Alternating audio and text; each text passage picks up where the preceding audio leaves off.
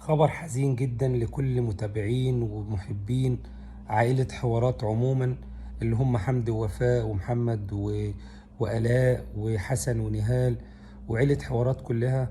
طبعا للأسف انتشر دلوقتي، وحمدي نزل على الستوري عنده في الانستجرام وعمل فيديو شورتس على اليوتيوب، وكذلك محمد خبر وفاة الحاج جابر حوارات اللي هو والد الأسرة دي كلها واللي كان مجمعهم كلهم. وطبعا حزن شديد جدا، حتى الناس المتابعين حزنوا جدا على الراجل ده. فطبعا بنتمنى ان ربنا يا رب يرحمه ويدخل الجنة بدون حساب ولا سابقة عذاب. طبعا خالص عزائنا لأسرة حوارات، الناس دي اللي لهم متابعين كتير جدا. الراجل ده يا جماعة في الفترة الأخيرة كان تعب ودخل المستشفى، وكان دايما الفترة الأخيرة مقل في الظهور، لأنه كان تعب وكان باين على وشه الإرهاق والتعب في آخر فترات حياته. ولما طلع من المستشفى المرة الأخيرة قال وصية لعياله يعملوا بيها بعد وفاته، وكانت الوصية ديت هي إنهم يفضلوا يحبوا بعض ويفضلوا إيد واحدة، وما يبقاش بينهم وبين بعض مشاكل.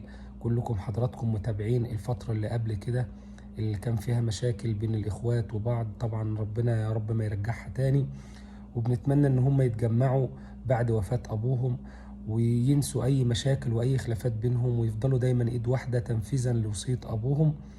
ولأن الناس حبتهم مع بعض وحبت ظهورهم مع بعض وحبت نجاحاتهم. الناس دي كانت عيلة جميلة جدا، والحاج جابر يحسب له إن هو كان سبب في إنه يرجع أولاد أبو زياد له بعد ما كان محروم منهم. فربنا يجعل أعماله الصالحة في ميزان حسناته، وربنا يسامحه ويغفر ذنوبه وذنوبنا يا رب. وإن شاء الله نتمنى من حمدي وإخواته إن هم يفضلوا إيد واحدة بعد وفاة أبوهم، ويخلي بالهم من والدتهم طبعا، لأن حالة الحزن وفقد الأب حالة صعبة جدا وما بيحسش بها غير اللي جربها. فبخالص تعزينا للأسرة ديت، وإن شاء الله الفترة الجاية تكون فترة كويسة بعد الفرقة اللي كانت سايدة بين الإخوات، إنهم يتجمعوا ويبقوا ايد واحده وما يحصلش بينهم ابدا مشاكل تاني.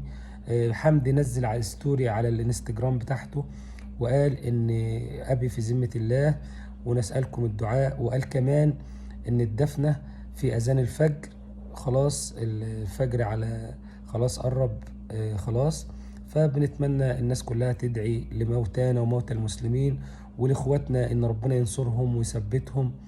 وطبعا بنتمنى الرحمة والمغفرة للحاج جابر وعيلته ترجع تاني كويسة عشان يبقى مستريح بعد وفاته، وإن عياله ينفذوا وصيته. ودايما نتمنى إن احنا الإنسان بطبيعته بيحب يشوف الحاجة الإيجابية.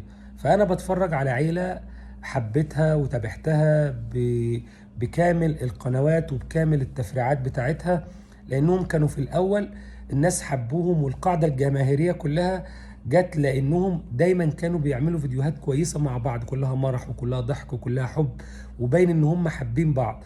فللأسف الناس كانت زعلت الفترة الأخيرة لما حصل شرخ أو فجوة بين الاخوات وبدأ مشاكل وحارمهم وهم وكده. فطبعا الناس ما بتحبش ابدا تشوف الكلام ده، فبنتمنى انهم ينفذوا وصية ابوهم ونشوفهم تاني مع بعض بيظهروا في فيديوهات مع بعض، محمد وحمدي وزوجاتهم وحسن ونهال كلهم يبقوا ايد واحدة. ونتمنى كمان ان دي تبقى فرصة لان ابو زياد يرجع لاخوال اولاده والدنيا تبقى كويسة، وربنا يا رب يصلح بين الناس كلها.